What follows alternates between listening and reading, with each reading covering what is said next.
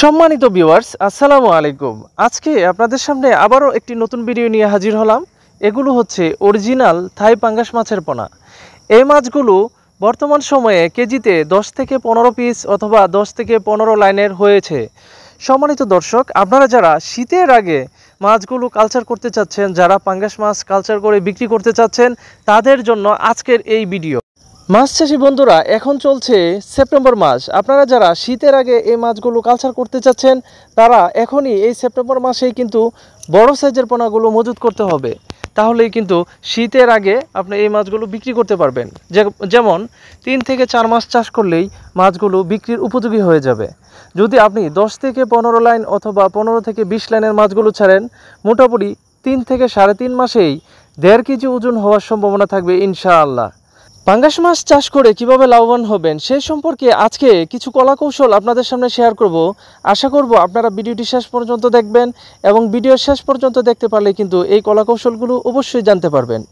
পাঙ্গাস মাছ চাষাবাদ করার জন্য অবশ্যই পাঙ্গাস মাছের পুকুরে যেন রৌদ্রের আলো পড়ে এরকম পুকুর সিলেকশন করতে হবে। পুকুরে অবশ্যই কাদা মুক্ত অথবা গ্যাস দূরকরণের ক্ষেত্রে কিছু কার্প জাতীয় মাছ ছাড়তে হবে, যেমন মৃগেল মাছ রয়েছে, কার্পু মাছ রয়েছে। এই ধরনের মাছগুলো কিন্তু পুকুরের তলদেশের কাদা দূরকরণে অথবা গ্যাস দূরকরণে ব্যাপক ভূমিকা রাখে। সম্মানিত দর্শক, আপনারা যখন কালচার করবেন অবশ্যই এই দুইটা মাছ ছাড়তে হবে, তাহলে পুকুরের তলদেশের থেকে গ্যাস দূর হবে। বন্ধুরা, আপনাদের মধ্যে অনেকেই প্রশ্ন করে থাকে যে মাছের খাবারের এত দাম হলে কিভাবে লাভবান হবে।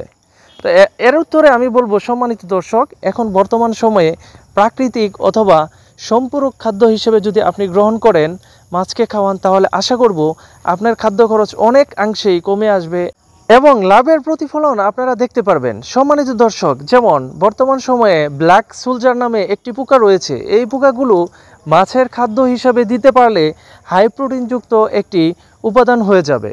বর্তমান সময়ে আপনি যদি মাছ চাষ করেন, খাদ্যের উপর নির্ভরশীল হয়ে কিন্তু মাছ চাষ করতে পারবেন না। এর জন্য আপনাকে বিকল্প রাস্তা সংরক্ষণ করতে হবে। যেমন ব্ল্যাক সোলজার, এতে রয়েছে 40 থেকে 50% প্রোটিন। আপনি খাবার যদি আপনার রেডিমেড ফিড খাবার দেন, সর্বোচ্চ পাবেন 30 থেকে 35%। রেডিমেড খাদ্যের দাম অনেক বেশি, তাই সম্পূরক খাদ্য তৈরি করেন এবং মাছ চাষের উন্নতি করেন। আজকে এখানে শেষ করলাম। ভালো থাকেন, সুস্থ থাকেন, আল্লাহ হাফেজ।